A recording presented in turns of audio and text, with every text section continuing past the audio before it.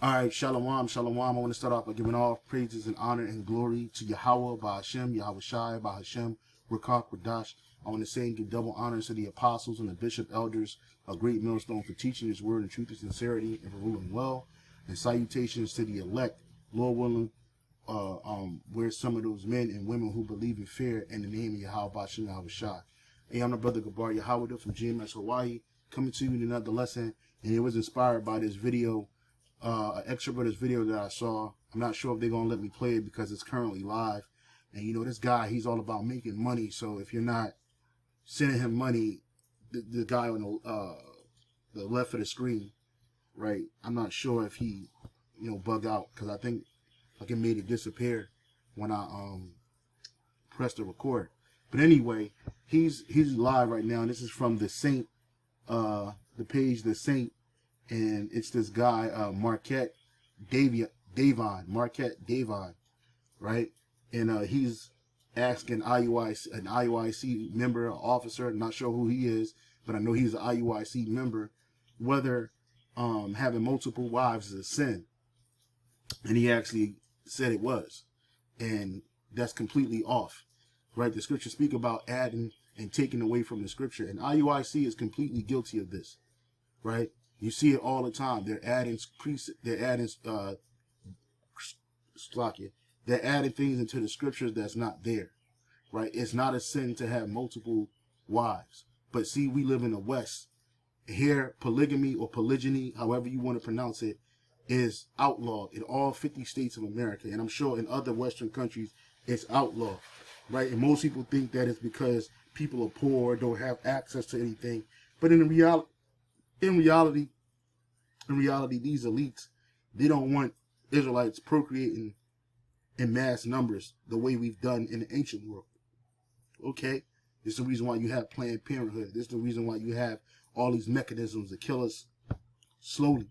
Because if Jake was allowed to have, like, legally in this society, right? Because Jake got multiple women. Most Jakes got multiple women. Not every Jake, right? You got a side piece, you got two piece, you got a main squeeze, right? And you gotta have that, because in this society it's taboo to have more than one wife and y'all all on the same page, unless you like in Islam, right? Or you're a Mormon living in Utah, right? But I just wanted to, hey, we're defending the gospel, right? And that's what we should do. I'm gonna try to play it and see if it play.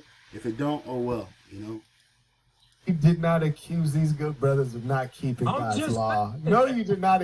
Those that's quoting this are not actively. They do. You'll run back to it or you retreat. Back to it, right? All right. And another thing too, this guy getting cut by the comment board and by this dude Marquette Davon. These brothers are quoting laws that obviously they don't even keep these laws. These brothers that are saying this, it's law, they're not keeping it. You know that the brother, if you did have multiple wives, you had to be able to take care of all of them. Some of these brothers that's well, in reality, your wife is supposed to be working for you, right? Your woman is your servant. She ain't the main character, right? What does it say in the book of Proverbs, man, about a virtuous woman, right? Let's go there, because that's what they keep riding on. Well, you got to take care of these women. So what? Hey, and then I think, we gonna get Ayathan. This dude talk about your woman ain't supposed to be working. Where's that in the scriptures, right? Anyway, let's go to this, man. A virtuous woman, man. A description of a worthy woman. Who can find a virtuous, this is Proverbs 31:10. Who can find a virtuous woman? For her price is far above rubies. The heart of her husband doth safely trust in her, so that he shall have no need of spoil, right? She will do him good and not evil all the days of her life. She seeketh wool and flax and worketh willingly with her hands. She is like a merchant ships. She bringeth her food from afar. So he ain't paying for the food, right? He giving it up. He ain't out there working 3 jobs to support her lifestyle. She's adding to this man, right? Now, it does say in the book of Deuteronomy, which you're going to get it in a little bit, about the duty of marriage. Her food and raiment decrease, the woman can leave. But how many of you women leaving your man because you ain't got enough food to eat, you ain't got enough clothes to wear, and you ain't getting sex down enough. A lot of these women, they get into these marriages and leave. They the ones that leave first because the money ain't there, or they found a new guy, right? So she is like a merchant ship. She bringeth her food from afar. She riseth also while it is yet night, and giveth meat to her household and a portion to her maidens. So here it is. She's up working. She going out there getting it. Before she go out there and get it, she get up before the sun get up, right? She make food for her household. And then she also give a portion to her maids, the ones that serving her, her maidens.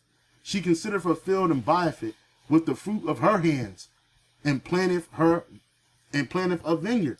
Right? Let me see what that says in the KJV. I mean the KJV, the NLT. She goes to inspect the field, buys it with her earnings, and plant a vineyard. You see? And it still belongs to her husband because she belongs to her husband. But this is a virtuous woman. This is a virtuous wife. Right? You see? She girdeth her loins with strength and strengthen her arms. She perceiveth that her merchandise is good. Her candle goeth not out by night. She layeth her hands to the spindle, and her hands hold the distaff. So she's sewing and mending her own clothes, make clothes for her family. She stretcheth out her hand to the poor. Yes, she reacheth forth her hands to the needy. So now she also charitable. She is not afraid of the snow for her household, for all her household are clothed in scarlet. She maketh herself coverings of tapestry. Her clothing is silk and purple. Her husband is known in the gates when he sitteth among the elders of the land. You see? Right? Her husband, they looking up to this man. Her husband is well known in the city gates where he sits with the other civic leaders. You see? But these guys don't follow that commandment. They don't keep that law. Where it's saying the law that I gotta work hard as shit for 3 and 5 wives and they ain't gotta do nothing. Absolutely not. Your woman is supposed to be there's a word for I want to use. She's supposed to be an asset, not a lot of liability. Quoting this are not actively doing that. But I love my brothers and I understand the place that they're coming from.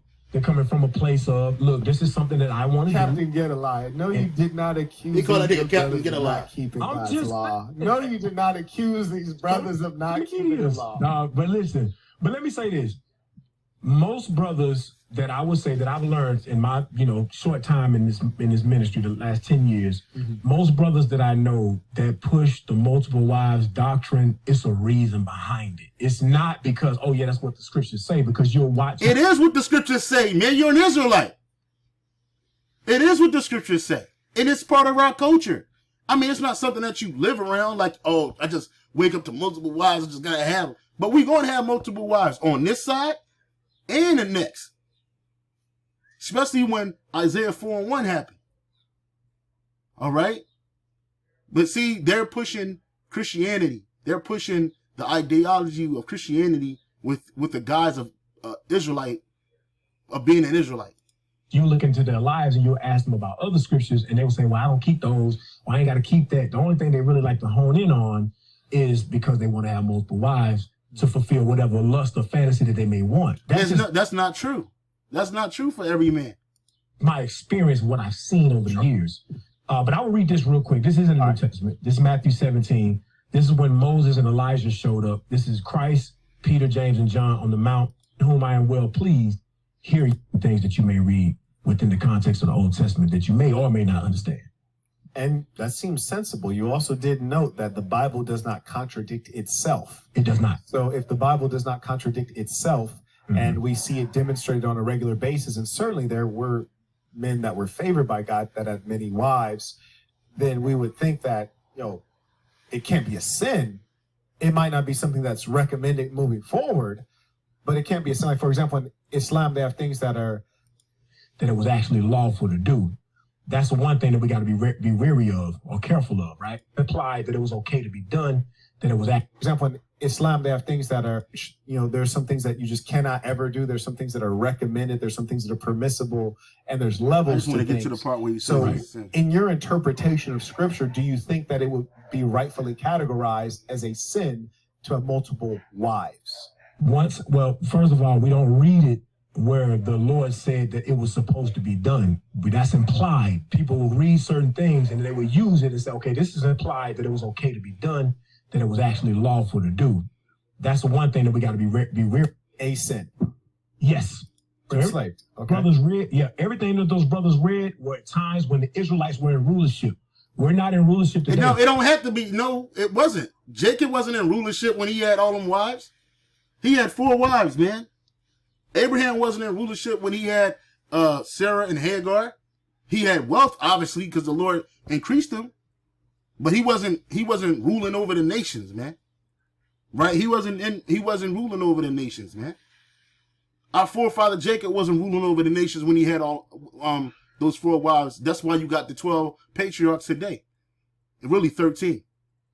But Dan is assimilated into the tribes. And that's for the kingdom. But the point of the matter is, no, it has nothing to do with being in power. And we don't make the laws. We don't own the government. We don't have the abundance of wealth here. The 28th chapter, God outlines blessed different race of people. Like when we the government, we don't have the abundance of wealth different race of people. First of all, we don't read it where the Lord said that it was supposed to be done. But that's implied. People will read certain things and they will use it and say, okay, this is implied that it was okay to be done, that it was actually lawful to do. That's the one thing that we got to be wary of or careful of, right? Secondly, when it pertains to Christ, he overtook or overstood with all of the prophets. From the beginning of time, it was this way throughout the process of time when the Israelites, and that's why I wanted to get into Deuteronomy 28, which we didn't really get to yet. In Deuteronomy, the 28th chapter, different race of people. The government. We want to see if we can get an answer. The initial question was, is it a sin? Yes. Okay, it is a sin to have multiple wives. No, it is not a sin to have multiple wives, man. And I really don't even need all of these tabs open that I have open, but just for edification's sake and give you more understanding, this is why I will tell you that IUIC is completely off, right? And it's not us can't banging. It's not us just envious of these guys. Absolutely not, man. These guys don't know the scriptures, man. They twist and tangle and mangle the scriptures to suit their needs. Like I was telling one of the elders, I was like, this guy, IUIC, they got to push that you can't have multiple wives shit because they got a lot of women in their congregation. Right? Oh, just stop. Salaki about that. So you heard this guy saying having multiple wives is a sin. He's completely off. IUIC is completely off. Now, like I was saying before this thing acted up, I said that I'm gonna bring out some information and show you that this man is a liar and that they're completely wrong. And all they're doing is trying to twist and mangle the scriptures to suit their own needs because they have women amongst their congregation and they don't want to push multiple wives amongst their congregation because a lot of those women are against that. All right? But it is not a sin to have multiple wives, right? We're Israelite men. We're supposed to have as many wives as we want, right? And those wives are supposed to be connected to us for eternity, right? That's how that works. Like Yahweh Shai, because people like to use Yahweh Shai saying that a man shall leave his mother and his father, or his father and his mother, and cleave unto his wife, and they shall become one flesh. So that just says you're supposed to have one wife. And that's not the case. You join to the women that you're with, and they're supposed to be with you for life. Now, did every Israelite man have a multiple wives? No. Right? You had some men that did, some men that didn't. Right? And it does make sense that you should have some type of substance because you got to take care of all of this. As a man of the Lord doing this work is not expedient for us, right? As Paul said, all things are lawful, but all things are not expedient. Right? Expedient, right? It says, 1 Corinthians 10:23, all things are lawful for me, but all things are not expedient. All things are lawful for me, but all things edify not, right? Let's read that in the NLT, right? It says this, you say I'm allowed to do anything, but not everything is good for you. That's right. You say I'm allowed to do anything, but not everything is beneficial, right? So, having multiple wives in the condition that we're in right now, for some men it's beneficial. For some men it's not as beneficial. right? It may be something that you could live with. But if you're a man in the truth, it's going to be real difficult to balance them wives plus do the work when the work comes first. Now, there's some brothers out there, the spirit jumped on them and got them doing it, but it ain't for everybody. Everything ain't for everybody. All right? And then they like to use the scripture that a king shouldn't add multiply wives unto himself. They said a king. They ain't say the rest of Israel. Even though we all going to be kings and priests, we're going to be on a level. So it would make sense that, hey, I do have some substance to maintain this. Do you have to be rich and super wealthy? Absolutely not. Right? And then, so something that this guy was talking about, because this is a doctrine that they push. It's a sin to have multiple wives. This dude, they say he got excommunicated for a while because he had a side piece.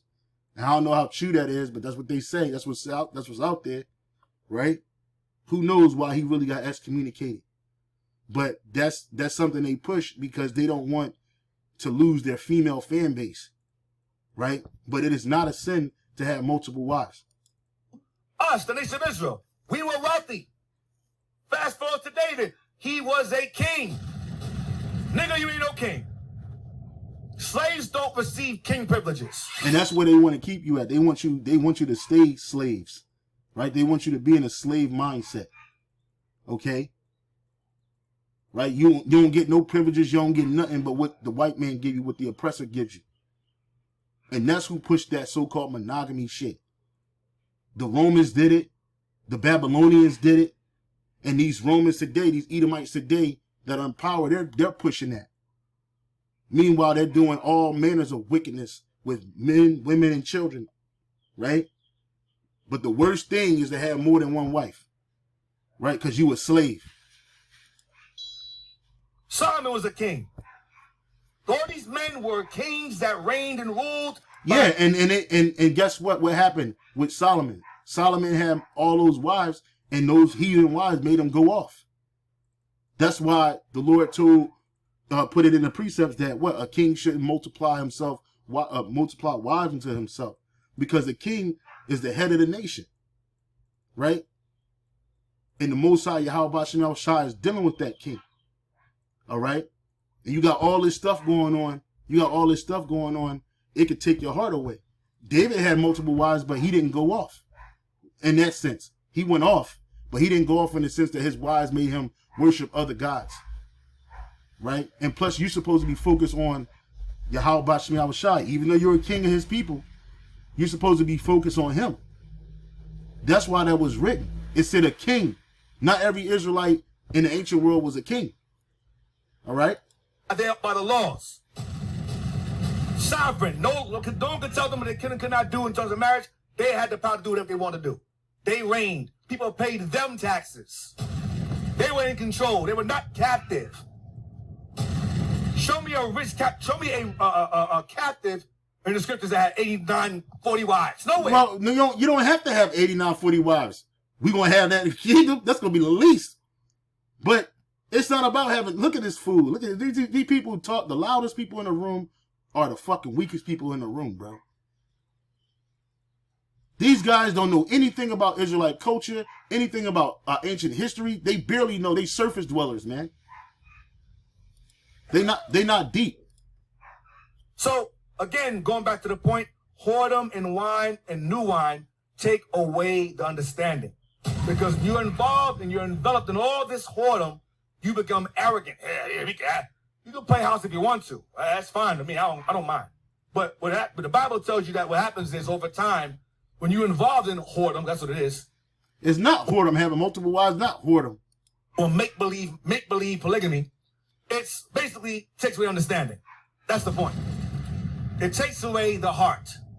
So if your wives are living, you got a wife in Jersey, a wife in Philly, a wife in Cali, a wife in Chicago, a wife in New York, and you're living in Maryland, and they all taking care of their own bills, that ain't your wife, nigga. You fucking bugging. You fucking bugging. Hey, the Lord gonna kill these niggas. The Lord waiting. He gonna get IUIC. They gonna have the greatest fall. You saw some of these other Israelite groups falling, right? That came up against the men of the Lord. Hey, IUIC gonna have the greatest fall, man. So like I said, I'm gonna bring I can bring precepts out. I'm gonna bring one more precept out, and I'm gonna go to this history on ancient Israel. And like I said before, these are videos people don't watch, right? Because we ain't got the fat ass shit, but hey, it got a lot of information in it, man.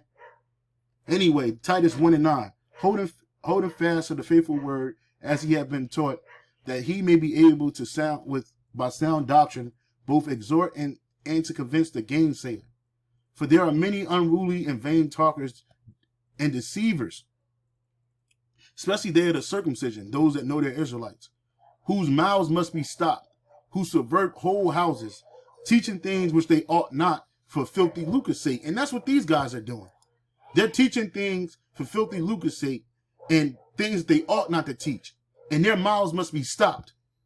Okay? Having multiple wives is not something that's just dedicated to a king, a man that's in power, because the scripture tell you about what a king should not do, right? All right, just typing in the word. Oh, wait.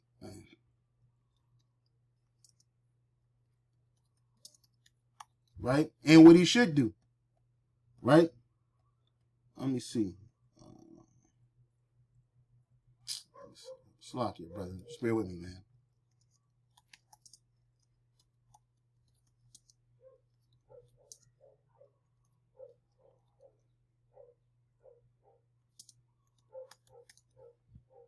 Yeah, Deuteronomy 17 and 17. Deuteronomy 17 and 17. Deuteronomy 17 and 17. It says, neither, I'll start right here. But he shall not multiply, right here. I'll start at 15. Thou shalt in any wise set him king over thee, whom the Lord Yahweh Shem Shad thy God shall choose. One from among thy brethren shalt thou set king over thee. Thou mayest not set a stranger over thee, which is not thy brother. But he shall not multiply horses to himself, nor cause the people to return to Egypt, to the end that he should multiply horses for it so much as Yahweh have said unto you, ye shall henceforth return no more that way. Neither shall he multiply wise to himself, that his heart turn not away. And that was the focus. The king had to focus on Yahweh Shem Shai and his laws, and his commandments and his statutes. Having no multiple wives is going to take his heart away from that. And just like we brought out in Corinthians, 1 Corinthians, where it's about all things are lawful, but all things are not expedient for me, right? We're men of the Lord. We're in the truth. We're doing the work. Having multiple wives is going to distract. Having multiple wives, too many wives, is going to distract you, because you got to give them the duty of marriage. You know, they got to be clothed, fed, housed, all of that shit. You got to worry about their wants and their needs, right? How they feeling. One day they might be up, the next day they might be down. So you got to deal with all that. It's hard enough to do it with one woman. How much more multiple women when you're trying to focus on Yahweh Shem Shai? Because again, those women can turn your heart away from him. And that happened to King Solomon. His heart got turned away from him. King David, his heart didn't get turned away from the Lord. And he had multiple wives. But this is a warning, right? Neither shall he multiply wives to himself, that his heart turn not away. Neither shall he greatly multiply himself silver and gold. And why is that? Because the Lord didn't want the king having all his wealth gathered unto himself, because that's where he's going to put his heart at. And the Lord wanted him to put his heart in Yahweh Shem Shai. Right? Okay? So this guy and this guy, they don't know what they're talking about. Right? Especially on this side, they want to keep you in these bonds. Right? They want to further your bonds, like Paul was speaking about. Right? They want to further your bonds to keep you more afflicted. Right? Here it is in the kingdom, having, even in the ancient world, bro, we had multiple wives for a reason. It wasn't just to get your sex off. Right? It was building your house. They were part of your household. Right? Talking about he lived on their estate. You don't know what kind of estate. This dude don't know what. As a matter of fact, let me play this. Sorry, it's just not. That's some girl. That's some girl you call wife. When you was in the world, we called the chick wifey. So she's a wife. She's a figurative wife, a hypothetical wife. Figurative. You call. No, your woman is your wife if you lay with her. That's the truth. Title, but not really, because all of our forefathers that have multiple wives, all their wives lived on their estate. Yeah, his nigga act like Jake was living like the Rothschilds. You know what I'm saying? Like you were able to do it because you had the means to do so. And it's your prerogative. It's your prerogative to do it if you want to or if you don't. There's no sin in that. The scripture says where there's no law, there's no sin. And there's no law that says a man can't have more than one wife. So therefore it's not a sin. So this is from Bible Odyssey, right? I ain't even got to make this video this long. This is from Bible Odyssey, right? You should look it up. I'll post a link in the description box. Wedding and marriage traditions in ancient Israel. I bring this out time after time again. And I never hear nobody talk about it. I never hear nobody look it up. You ain't got to argue with IUIC. Just show them the proof. And if they don't want to look at it, so be it. Let them be. But the point of the matter is this. It says it right here. The relationship between husband and wives was not equal in ancient Near East. And that's where we come from, including Israel. Baal, one of the Hebrew words for husband, also meant Lord or master. And men had life and death power over women in the case of adultery. We don't have that today. Why? Because we're in captivity. Just the same reason why you can't keep all the laws, because we're in captivity. All right? It's impossible, but these guys push the law, the statutes, the commandments. I'm not saying don't follow the law, statutes, and commandments, but you can only do it to the best of your ability and condition in this world. It's certain things that you should always know to abstain from, because you do have the power to do it. Like what? You don't got to eat abominations. You don't got to commit adultery. You don't got to commit spiritual fornication. Those things we have the ability not to do. Right? Jake called themselves following at the Passover, but they don't realize that the Passover, we're just rehearsing. And the scriptures speak about that. Matter of fact, let me get that and then I'll go back to this. We're just rehearsing the righteous acts. That's all we're doing right now. And the kingdom of heaven is going to be what they call a live in action. Right? But right now, we're just rehearsing the righteous acts, man. This is Judges 5:11. They that are delivered from the noise of the archers in the place of drawn waters, there shall they rehearse the righteous acts of the Lord Yahweh Shai, even the righteous acts toward the inhabitants of his village in Israel. Then shall the people of Yahweh Bashan Shai go down to the gates. And the place of drawn water and the noise of the archers is here in America. All right? In the NLT, what does it say? Listen to the village musicians gather water and count the righteous voice. No, that ain't it. I'll just stay right there, right here. This is good enough. Right? So we just rehearsing the righteous acts. That's all we doing. One towards another. Okay? We're not lying. You don't have to be a sovereign to not lie. You don't have to be a sovereign to tell the truth. Right? Because lying and lying, covetousness, those are part of the laws too. Okay? So again, the relationship between husband and wives was not equal in ancient Near East, including Israel.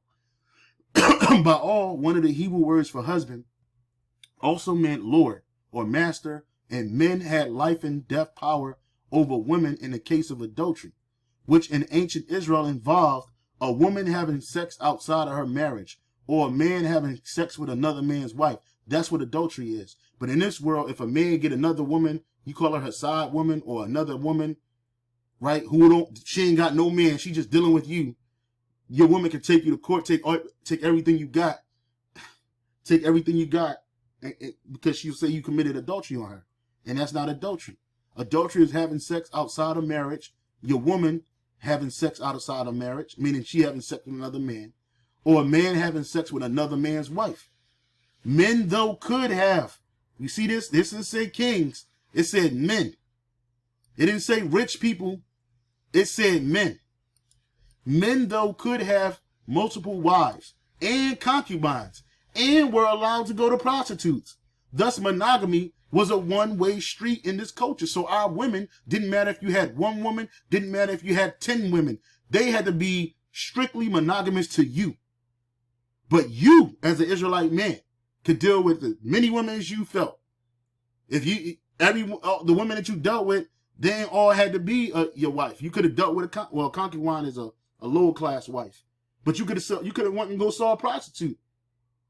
And that was it. That's what they did in the ancient world. Right? So these guys, they did all they doing is just adding to your afflictions.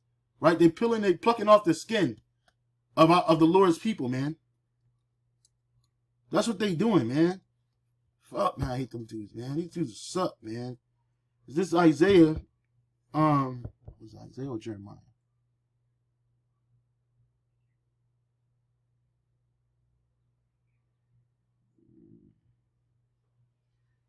I thought it was in Isaiah.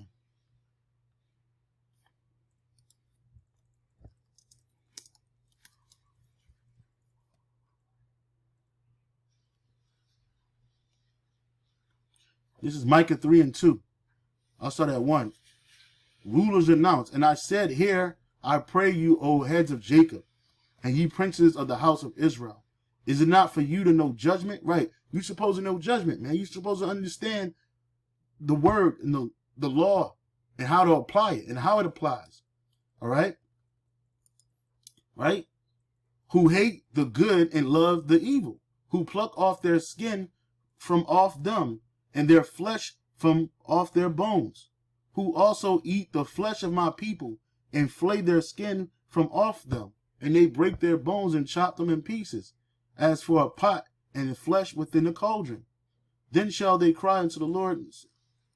That was it right there. You know what I'm saying? That's what they're doing. These laws and commandments, this is a part of our skin. This is a part of our flesh, right? Our culture, our history, right? Because so long we've been in captivity, we've been following another man's culture and ideals, and they've been destroying us, man. All right. They try to say that having more than one wife is an Old Testament thing, but I looked up right here. I said, is it a sin to have more than one wife? In Christianity, having more than one wife, polygamy, is generally considered a sin. You see that in Christianity. And that's what these dudes is pushing. They just pushing Christianity with an Israelite flavor.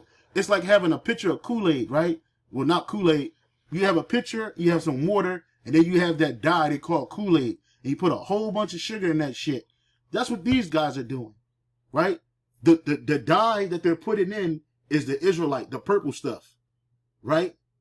And the sugar is all the shit that sounds sweet to these people that make them want to be there. But that picture and that water is nothing more than Christianity.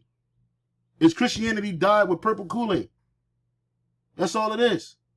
Don't drink the Kool-Aid, man. These guys are crazy. These guys are fucking crazy.